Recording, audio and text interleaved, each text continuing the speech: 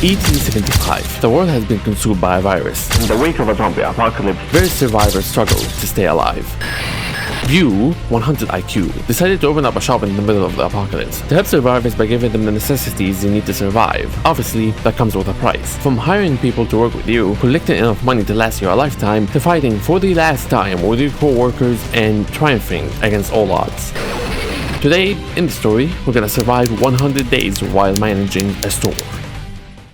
Uncle George was my uncle's uncle to my grandmother's uncle. He, for some odd reason, entrusted me with a store that is connected to a hospital. Just ignore the noise, he said. I thought running a store was kinda stupid. I don't want to sell a gummy worm to an 8-year-old with snot on his face telling me, how much is this, Unc? That's until Netanyahu released his offspring onto this world. And now I'm faced with this. Cleaning this place up and using a hammer the wrong way, we find our first product to sell. I played this game for 20 hours. I still don't know what's inside the can. Is it food? Is it water? Although, why would you can water? Biggest mystery in the entire game. We put our product to sell and our living situation really is dire. Considering this is an apocalypse, I think I might be fortunate. Our first day now begins. It's fairly simple. The paying system consists of 6 different amounts. 1, 5, 10, 50, 100, and 1,000 batteries. Processing them and putting them in their respective places, the customer, though, can sometimes have a broken battery. lying is not good. So you can just get the hell out of my store. Holy, he is freaking out. That itself has consequences. The better you treat your store and your customers, the better your reputation will be. The more customers you will get. Like I said, the first day is fairly simple. The customers you get are around 10 or 11. Don't worry, it gets significantly crazier later on. Anyways, now that the day is done, it's time to enjoy my slumber. Wait the fuck. Day 2 started with a neighbor's kid that lowered my FPS to 2.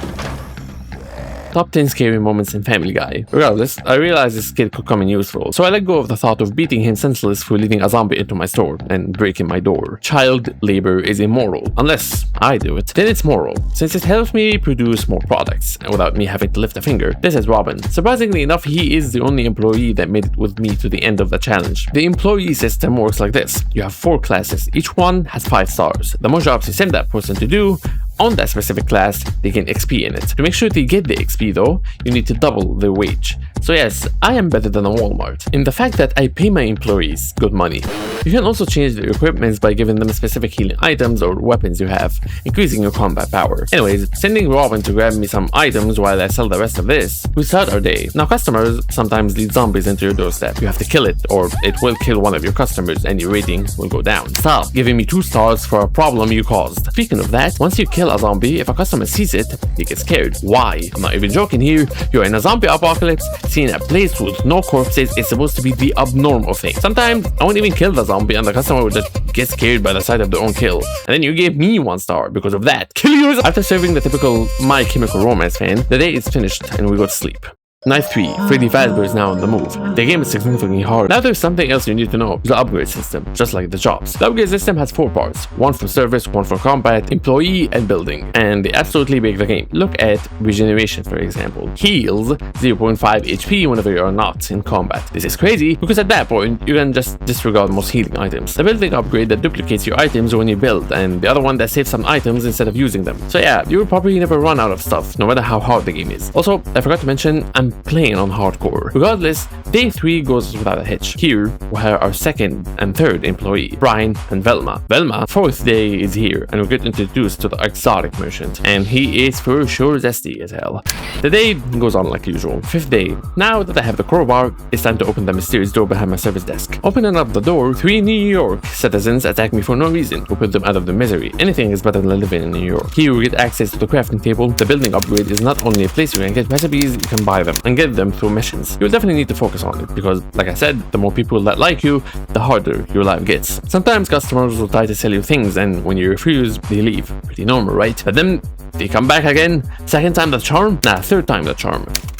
They said the day goes smoothly. I just added a few shelves to put more products on. On the 8th day, I have decided it's time to upgrade from my Twitter present to a 4chaner and get a better bed. The Japanese are surely proud. The upgrades go for basically most things in my store, except things I've built. I still have zero idea what the bed upgrade does, except makes me seem richer. Makes me think, how much value does a battery go for? Can I consider it like $1? Meaning that a tin can was $4. If that's the case, what the hell is inside that can? If we ask the big G, why am I single? He will tell me because I radiate create a version energy so high that anything that has a version in its name pale in comparison. But if you were to ask it about the prices of batteries, it would be... And there are car batteries in this game that is considered to be 1,000 of these small batteries. What I'm trying to say is, I now have enough money to buy a bow. I also converted to becoming a London citizen and own a knife for casual conversations. Every time you go and scavenge a place, there's a percentage you will get something. Meaning at the end of the day, this is a gambling game. Again, if you want to open up locked places, you have to fight these mandatory zombie hordes. My bad, I mean, your employees are supposed to fight for you. The bigger the combat power, the better the chances of winning the fight. Just make sure they have good weapons. Once you have defeated the horde, you get a reward. This crate has 2 crossbows, Chad versus Beta. How can you compete? And a radio where you can use it to upgrade a nightstand in our room, making a radio station to receive information, and if you were to listen to it... Yep, every 10 or 20 days, a raid now happens on the store, and every time you upgrade the radio, you get better information on what the raid is going to be. It's not hard, it's soft and small. Now I already have enough to hopefully counter the raid on the base. 1 crossbow and a knife. We got our repetition to 71% on the 15th day. People are now coming more and more. It's still not too overwhelming, but I am making bank. Anyways, the raid. Blood Risk High. I'm definitely getting molested today. A crossbow in one hand and my comfort thing in the other. It begins. First wave was relatively easy because for some reason the zombies were attacking my standout employees. Second wave increases the zombie a bit. I couldn't protect Vovo or whatever her name is. Third wave, an enemy comes on the board. What do I even call this? You can shoot the red cancer thing and they will explode, hurting everyone around. Fifth wave introduces the least strong resilient male. Fortunately, he is kinda slow. Now you might have noticed something. This is way too easy, right? Well, the difficulty doesn't come from the zombies themselves, it's their numbers, and as the raids increase, so does their number. This one is just giving a taste of what's to come, and the days go by.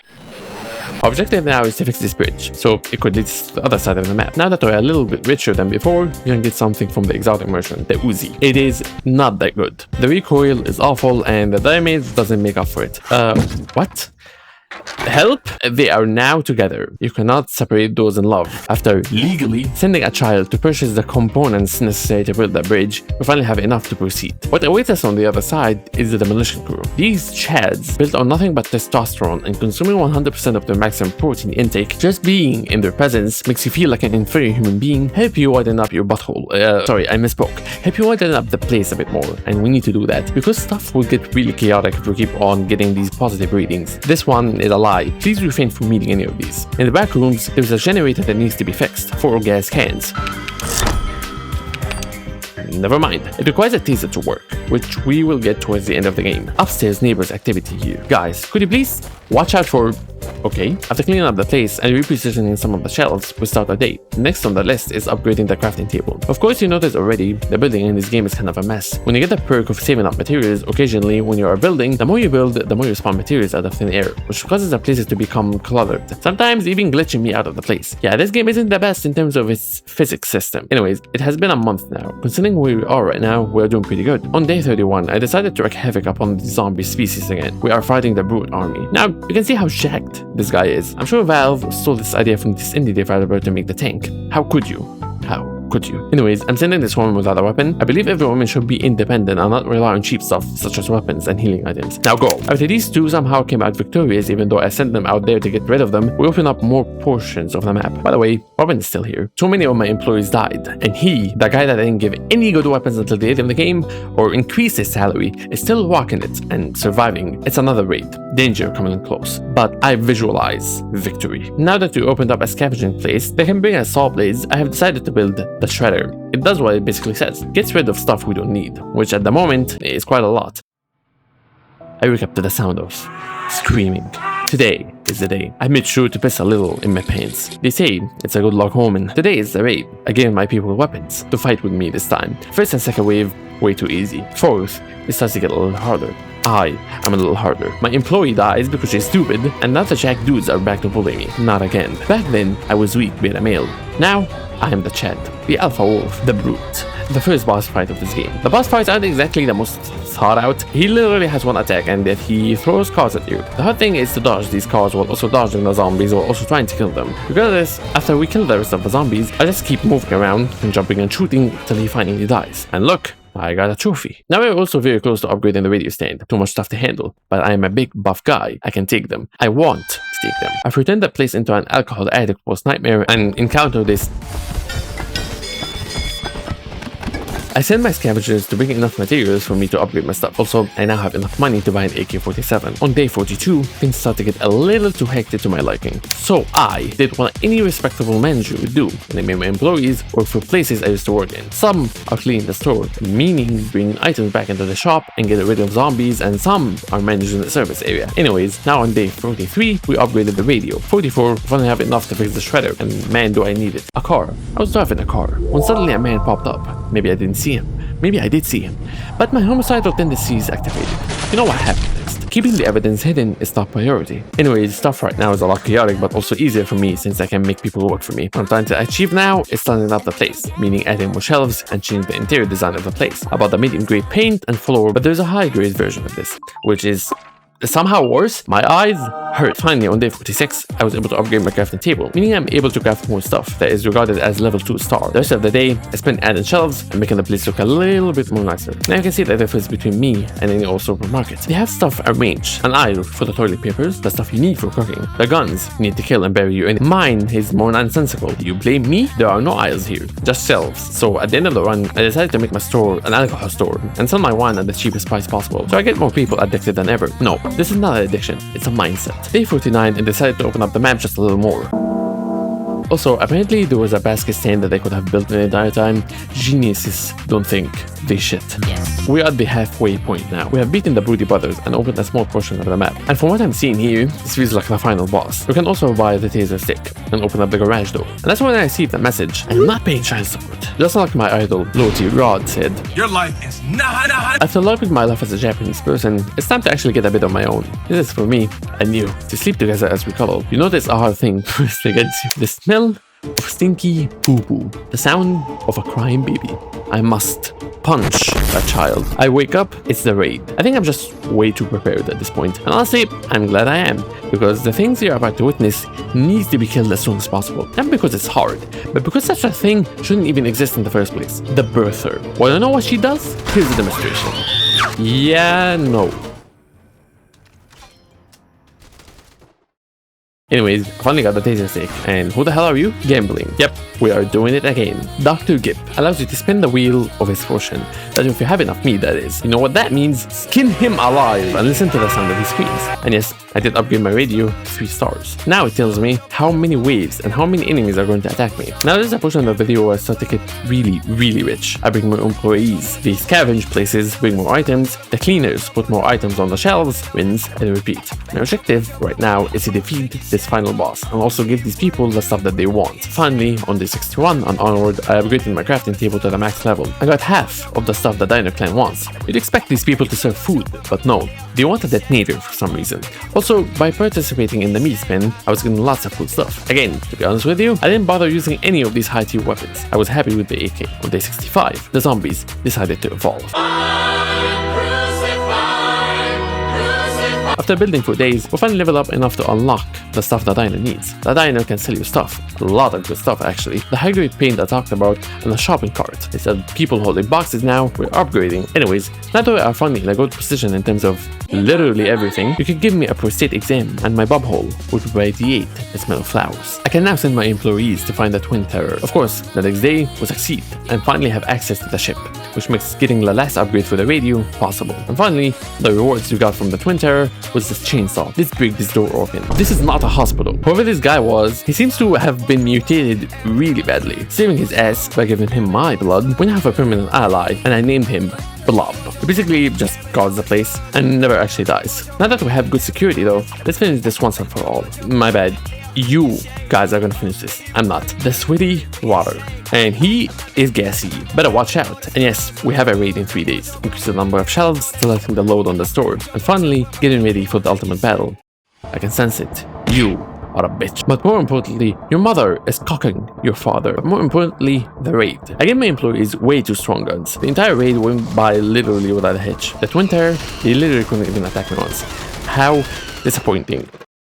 Anyways, now that we're done, we can relax. Never mind. Yep, and from now on, every 3 days, we have a raid on us. And this is what I mean by it gets harder. Not due to the zombies themselves, it's because of the numbers. And I kind of put a restriction on myself to not use any employees in a fight. So this should be great. Now that the map is fully opened, we upgraded all of our stuff. And we're close to finishing off the last perk in terms of crafting. Most of the days are gonna be spent chilling. Well, until the raid, that is. I can somehow imagine a future where you are not such a whore. The raid. This is the most difficult yet, because we gotta be fighting Mr. Ghastly. Oh, yep. Here he is. He has too much aura. This guy, like the rest, has one attack, and that is jumping. And if he were to land on you, that is a one-shot kill. So managing the running zombies, and also this guy, makes for a bit of a challenge. Luckily enough, I am autistic, and I'm good at video games. Also, if you're wondering, yes, Robin's still alive, and I still haven't increased his salary. The first Hell Raid. Like I said, imposing the restriction of fighting alone, I sent my employees home. Where is home? Somewhere very beautiful. Definitely not the UK though. Hell Raids are pretty much the same, fighting zombies until the boss. Except this time, there are 2 of them. The brute is pretty easy regardless, so taking them down wasn't that much of a threat. The next Hell Raid is in 4 days, spending my time just selling stuff and chilling. I'm drowning in cash. It's pretty useless though when you have everything in the game. Is that what billionaires feel? The suffering that these people go through every day. Raid 2. For some reason, they have decided to increase the numbers of alpha males fighting against me. Also, Blob doesn't do shit anymore. And of course, they brought the enemy on my nightmares. I'm terrified of this lady, not because she's strong, but because of how many babies she birthed a second. Who is that man? And how strong is his seed? This one got a little bit difficult, especially with the small babies running around, but we managed somehow. Days go by. We are finally reaching the climax of the challenge. I'm going to come, putting fences around the place. It's not like they do anything, honestly. The raid. I knew it was hard last time. How about we do this shit again? If I kill them once, I can do it again. They just increased the number of bombers for some reason. More work, more building, more fighting, and more work. The days go by.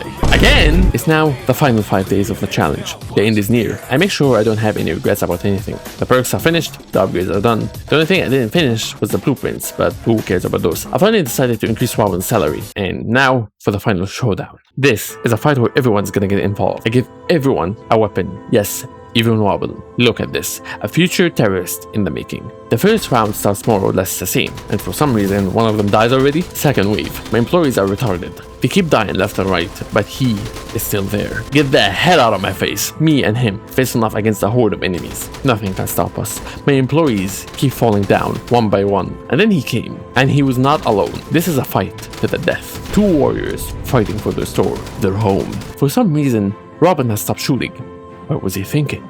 Stopping at such a critical moment? But that's when I knew something was off. The world came to a standstill. I can hear the sound of someone taking a shit. The birds singing. Empty of color the world was. I now know what Robin was thinking. It was futile. He wanted to show me, for one last time, how much he cares for me. Robin, you aren't just an employee anymore. You are my son. Why the hell didn't you warn me that he was above me?